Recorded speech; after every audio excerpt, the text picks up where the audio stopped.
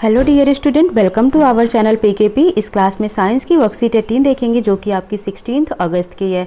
Dear student, इसमें हम fundamental unit of life के बारे में स्टडी करेंगे जिसको हम सेल के नाम से जानते हैं। बट इससे पहले चैनल पर नए हैं तो चैनल को सब्सक्राइब कर लें ताकि आपको नेक्स्ट वीडियो की नोटिफिकेशन मिल जाया करे, ठीक है। और लाइक और शेयर जरूर करें। सो यहाँ पर स्टार्ट करते हैं क्लास को। जिज्ञासा दीदी, when we observe onion peel slides under a microscope be she small rectangle cells are all organism also made up of cells, ठीक है।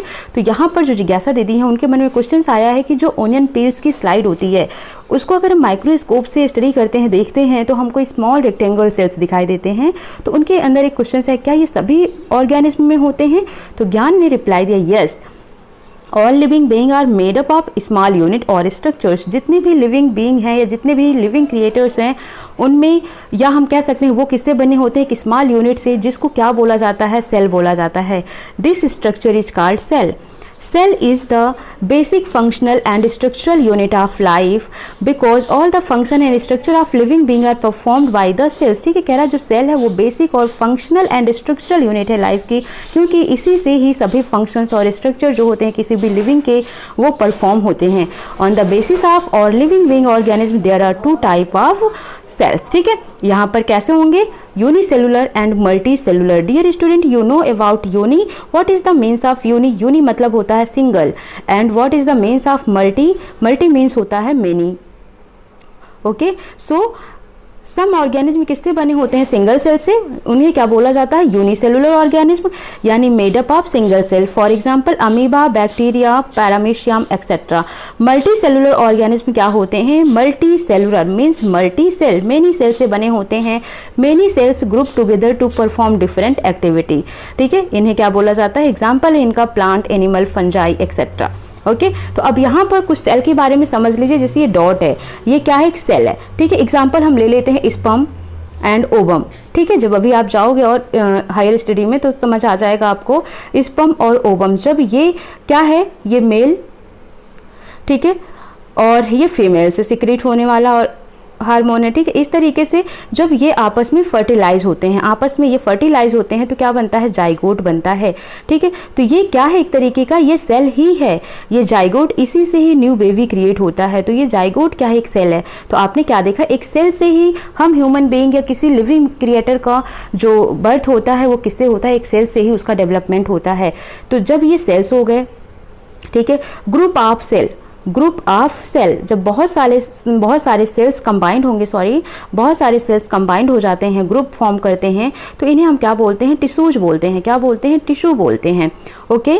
जब ग्रुप ऑफ टिश्यू फॉर्म होते हैं, ग्रुप ऑफ टिश्यू फॉर्म होते हैं तो क्या बनाते हैं? ये ऑर्गेन बनाते हैं। ग्रुप ऑफ ऑर्गेन मिलकर क्या बनाते हैं? ऑर्गेनल सिस्टम बनाते हैं। और ग्रुप ऑफ ऑर्गेनल सिस्टम मिलकर क्या बनाते हैं? एक ऑर्गेनिज्म बनाते हैं। क्या बनाते हैं? एक ऑर्गेनिज्म, एक जीव को क्रिएट करते हैं। समझिए यहाँ पर ये सेल है, सेल से बना टिश्यू है ना, और टिश्यू के ग्रुप से बन गया क्या? ऑर्गेन। ऑर्गेन में आ गया आंख, नाक, कान एक्सेट्रा, ठीक है, ऑर्गेन हो गया। ऑर्गेन सारे मिलकर क्या बना दिए? ऑर्गेनल सिस्टम बना दिए। अब ऑर्गेनल सिस्टम क्या है? जैसे हमने बोला आपसे डाइजेस्टिव सिस्टम, हमने आपसे बोला रिप्रोडक्टिव सिस्टम, हमने आपसे बोला एक्सक्रेटरी सिस्टम। तो ये जो डाइजेस्टिव सिस्टम है, डाइजेस्टिव सिस्टम है, इसमें आपने देखा स्टमक है, स्मॉल इंटेस्टाइन है, लार्ज इंटेस्टाइन है, एनस है, रेक्टम है, ठीक है, ओसियोफेगस है। ये सभी क्या है? डाइजेस्टिव सिस्टम में आ जाते हैं। सेम रिप्रोडक्टिव सिस्टम की बात करें तो इसमें रिप्रोडक्टिव सिस्टम में आप देखेंगे तो पूरा ओवरी, ठीक है। उसके बाद यहीं पर अगर हम बात करते हैं एक्सक्रेटरी सिस्टम की तो किडनी आ जाता है, ठीक है। इस तरीके से अगर हम सर्कुलेटरी सिस्टम की बात करें तो हार्ट आ जाता है। तो ये सारे जो सर्कुलेटरी सिस्टम, रिस्पायरेटरी सिस्टम, ठीक है, और excretory system, digestive system, reproductive system, ये सभी क्या है? ऑर्गेनल सिस्टम है। और ये सभी जब एक साथ कंबाइन हो जाते हैं तो क्या होता है? एक ह्यूमन बीइंग, एक क्रिएटर का, एक लिविंग क्रिएटर का, एक ऑर्गेनिज्म का फॉर्मुलेट हो जाता है, निर्माण हो जाता है, ठीक है। तो चीज़ें समझ आ गई कि किसी भी लिविंग क्रिएटर का निर्माण कहाँ से होता है, फॉर्मेशन कहाँ से होता है? सेल से होता है। इसीलिए सेल को basic functional and structural unit of life कहा जाता है। दीदी, are cells of same kind? क्या सभी सेल्स सेम काइंड के होते हैं? नो, ज्ञान ने रिप्लाई दिया no, on the basis of basic structure cells are two type, first one is prokaryotic and second one is eukaryotic. Prokaryotic cells these are simple cells, the nuclear membrane is absent, यहाँ पर nuclear membrane क्या होता है, absent होता है, example bacteria. Eukaryotic क्या होते हैं, these are complex cell having membrane bound cell organelles and nucleus, it is two kind, plant eukaryotic and animal eukaryotic cells. ठीक है, तो प्रोकैरियोटिक सिंपल होते हैं, यूकैरियोटिक कॉम्प्लेक्स होते हैं, प्रोकैरियोटिक स्मॉल साइज में होते हैं, यूकैरियोटिक लार्ज इन साइज होते हैं। तो यहाँ पर आपको डिफरेंस भी दिखाया गया है, प्रोकैरियोटिक एंड यूकैरियोटिक में डिफरेंस है। यहाँ पर prokaryotic small in size almost ये 10 माइक्रोमीटर के होते हैं, यूकैरियोटिक लार्ज इन साइज होते हैं 5 to 100 माइक्रोमीटर के होते हैं। डिस्टिंक्ट न्यूक्लियस एब्सेंट, यहाँ पर न्यूक्लियस एब्सेंट होता है, यहाँ न्यूक्लियस प्रेजेंट होता है, न्यूक्लियाइड प्रेजेंट होता है, यहाँ पर न्यूक्लियस प्रेजेंट होता है। मोस्ट सेल ऑर्गेनल्स एब्सेंट होते हैं, यहाँ पर membrane bound cell organelles present होते हैं। यहाँ सिंगल क्रोमोजोम होता है, यहाँ पर मोर देन 1 क्रोमोजोम होता है। इसका एग्जाम्पल बैक्टीरिया हो जाता है, इसका प्लांट, एनिमल, फंजी एक्सेट्रा हो जाता है। ठीक है, अब यहाँ पर आपको कुछ और पॉइंट्स याद रखने हैं डियर स्टूडेंट। अगर हम सेल की डिस्कवरी की बात करें तो सेल को डिस्कवर किसने किसने किया है, तो सेल की डिस्कवरी फर्स्ट हुई थी 1665 में, किसने की थी, रॉबर्ट हुक ने की थी। किसने की थी, रॉबर्ट हुक ने 1665 में की थी। किससे की थी, डेड कॉर्क से की थी। किससे की थी, डेड कॉर्क से की थी। सेकेंड अगर हम देखते हैं लिविंग से पूछा जाए, लिविंग सेल की डिस्कवरी किसने की थी, तो ल्यूवेनहॉक ने, एवी एंटोनी वॉन इनको बोला जाता है, एंटोनी वॉन ल्यूवेनहॉक, इन्होंने फर्स्ट लिविंग सेल की डिस्कवरी की थी। साथ ही साथ इन्होंने बैक्टीरिया की भी डिस्कवरी की थी। किसकी, बैक्टीरिया की भी डिस्कवरी की थी इन्होंने। सेल थ्योरी किसने दिया था, स्लीडेन एंड सॉन ने सेल थ्योरी दिया था। According to cell theory all living being are composed of cells and all cells arise from pre existing cell.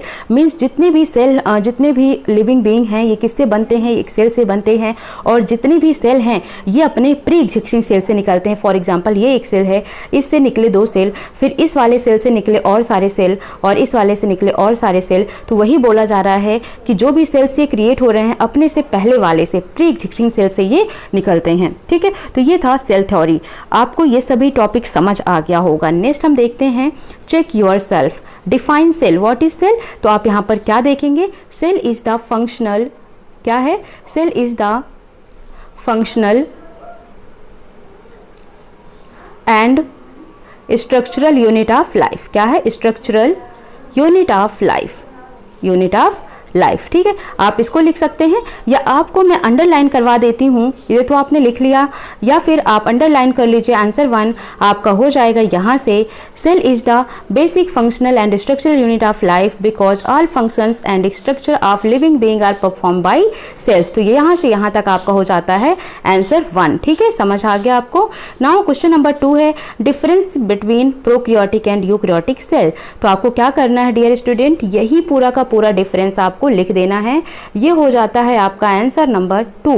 Next है who discovered the first cell, discover किया किसने cell को, तो यहाँ पर आपका आंसर क्या हो जाएगा, रॉबर्ट हुक। कौन हो जाएगा, रॉबर्ट हुक। ठीक है, यहाँ पर आप देखिएगा, तो ये आपको इसका आंसर मिल जाएगा, cell were first discovered by Robert Hooke. तो ये आपका आंसर नंबर यानी कि 3 का ये आंसर हो जाएगा। फोर्थ है what are unicellular and multi cellular organism, explain with suitable example.